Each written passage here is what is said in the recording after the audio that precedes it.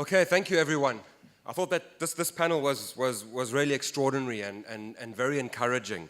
I've never been to a meeting like this where these different forces, different movements with real supporters have been together in one place. Dinga says the last time was Shaft 17, when did you say, 1995?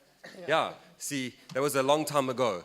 I mean, over the years, there have been many meetings, many attempts to unite the left that have in fact been attempts to bring small political organizations together and NGOs.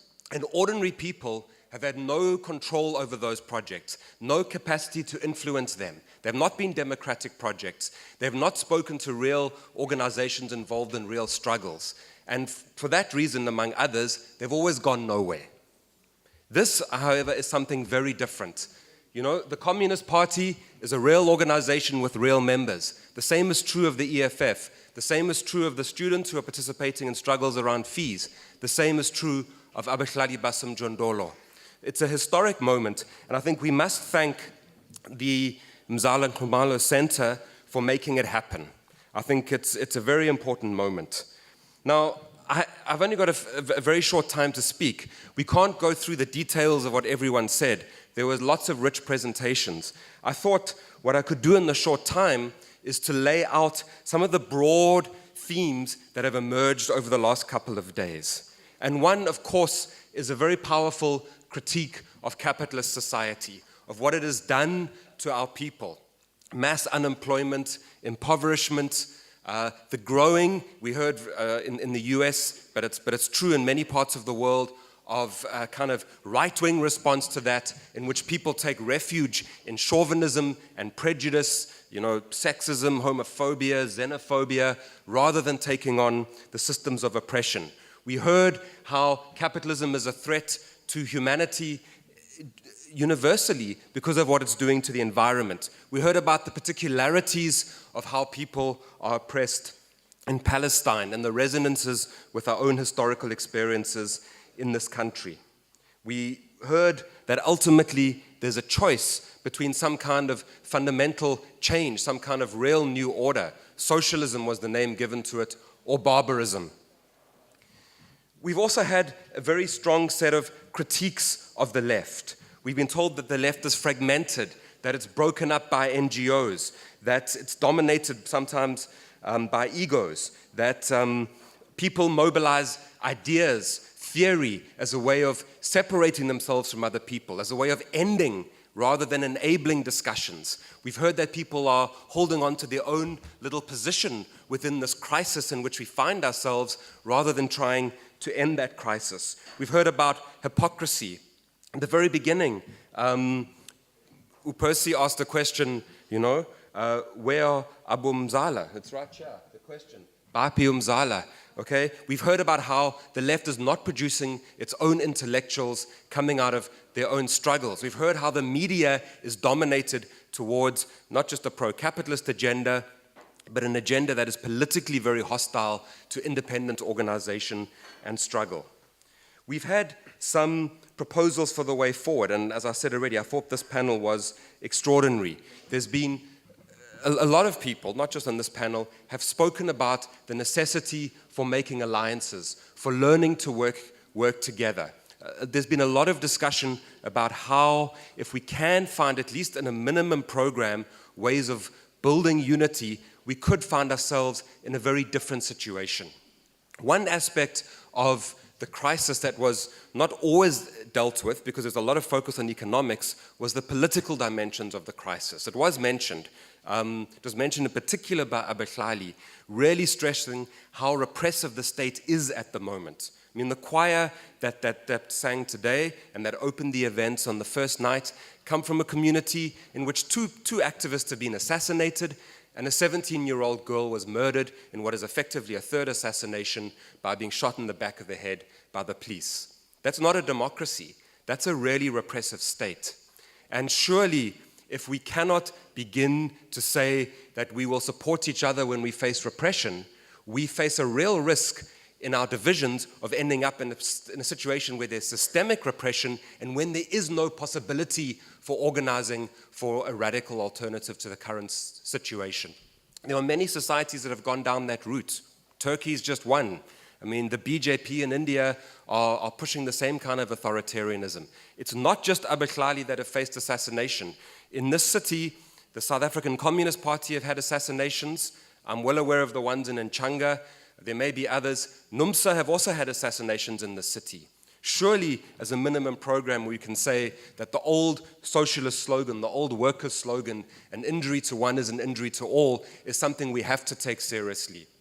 If somebody gets assassinated, arrested, tortured, surely we must all be there on the streets. We must all support each other. We must raise the costs of repression for the state such that they simply it's not viable for them to do it. They have to stop. We need to keep that democratic space open. And the proposals for a way forward, I think what was said by the last two speakers was incredibly important about how we engage. Because it has become a culture in South Africa that the more you attack people, the more you insult people, the more you are seen as radical. Now that can make you popular. It can create a certain aura around a person. But if you are serious about politics, you have to engage people with a different project in mind. That project is to build a progressive project that can actually start to win victories. And we're not inhabiting a moment where there's only crisis, where all there is people fighting over scraps within that crisis. Udinga mentioned, and it was mentioned yesterday as well, that Jeremy Corbyn, at least a social democrat, but in the contemporary moments, quite radical given what we face, almost won the election in England. We're not condemned to a future where we face an increasingly brutal and exclusionary form of capitalism that legitimates itself by turning the oppressed on each other with racism, sexism, homophobia, xenophobia. We're not condemned to that future. We can win. We can build a different kind of society. But that is not possible if we don't find ways to engage each other in ways that can build these movements, build these struggles. And I think that kind of politeness that Dinga's talking about, Solly too, in a different language, is really, really important. I mean, one thing I've learned from Abba Klali, they've been going 12 years in Durban. They have tens of thousands of members, okay? You go to a meeting there, it's about, the meeting itself is a space in which people who are not respected in the society come and find respect. The meeting is a space in which you talk, you go in there and you are willing to come out with an idea you didn't go in the first place. There's a discussion that continues until some kind of agreement is reached. And that's how you sustain struggle, because it's not easy. There's repression, there's internal issues, there's all of the issues that were raised about the weaknesses of the left, always have to be confronted. But if we can't engage each other in that way, we aren't going to get anywhere at all. Now, I was very happy that on this panel, this famous phrase from Babu Mzala was mentioned: cook the rice in the pot. Cook the rice in the pot, okay? You know, it's in struggle that we can find ways forward. It's absolutely true. There's no book with all the answers. There's no theorist with all the answers. There's most emphatically not any movement that has all the answers. But everywhere in the history of the world where people have made real progress, it's through doing that intellectual work together in struggle. Universities can be important, conferences can be important, but they can never take the place of the struggle as the site where you do that work, where you do that thinking. Because then you are thinking from the perspective of people who are not just oppressed, not just subject to domination in the system, but who are in motion, who are beginning or are quite far down the road of trying to resist that, trying to find a way out, trying to overturn the systems of domination they find. Cook the struggle in the pot. So I wouldn't cook the rice in the pot. But yeah, maybe I made a good mistake. Cook the struggle in the pot too. Because so often what has happened in the left in the last 20 years is people thinking that if they have the right language, the right way to speak, they can use that to dominate others. And we've seen people behave towards each other quite brutally. I mean, in my own terrain, where I work, the academy, people use the most atrocious tactics to delegitimate other people when they can't control them, including fraud, slander, even threats of violence. It's not entirely unheard of. We have to say that it's in that struggle, and how do we measure who we can trust in that struggle? Because one thing we haven't spoken about yet is that South Africa may be a country in which the forces of domination are very powerful, global, local, political, economic, but it's also a country in which very often the forces of certain kinds of domination present themselves in the language of the left. Everybody's a comrade in South Africa. You know, everybody says that they're anti-capitalism. Okay? Well, I mean, not everybody, but a lot of people in the political space. So, you know, as much as we want to build unity, we also have to be very careful. Can we say that an organization that is engaged in assassination and torture against people who are mobilizing in a situation of desperate impoverishment for the most basic demands like land and housing is radical? Can we say that that is anything other than oppressive? There has to be a measure. And I mean, part of that measure surely has to be, are you willing to get in that struggle? Are you willing to take that struggle seriously, to think from within that struggle? And once you're in there, are you trying to build your own power, the power of your organization?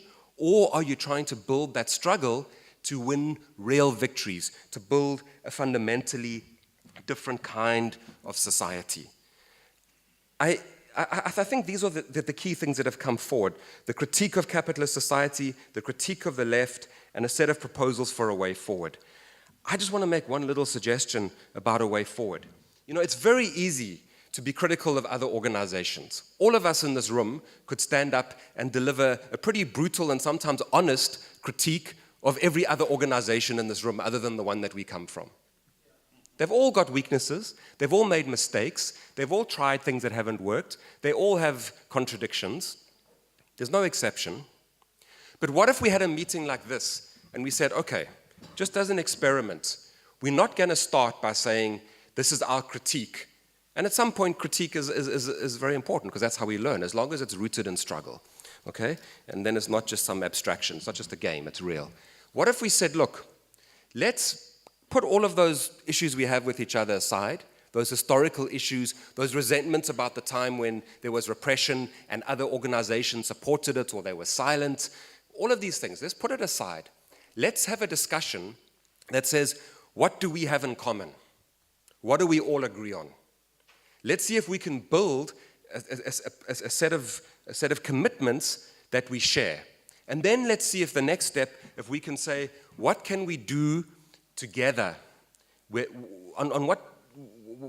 is the basis on which we could engage in collective action without making any compromises, without feeling that we've abandoned our struggle? And even if it's something as simple as saying, if someone in the EFF or any of the trade unions or Abahlali or the Communist Party is assassinated again in this town, we'll shut this whole town down.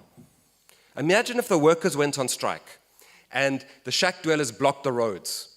Because that's what happened in Bolivia just more than 10 years ago. Workers and the urban poor acting together, blocking the roads, refusing to go to work. Students don't go to university that day. Imagine what we could achieve. Imagine how the forces of domination would realize that they are actually confronting a very powerful opposition. Imagine how they would have to step back. And it wouldn't just have to be a set of demands about political repression. We could say other things. We could say if a student is expelled from the university for being in a struggle, if a worker is dismissed for going on strike.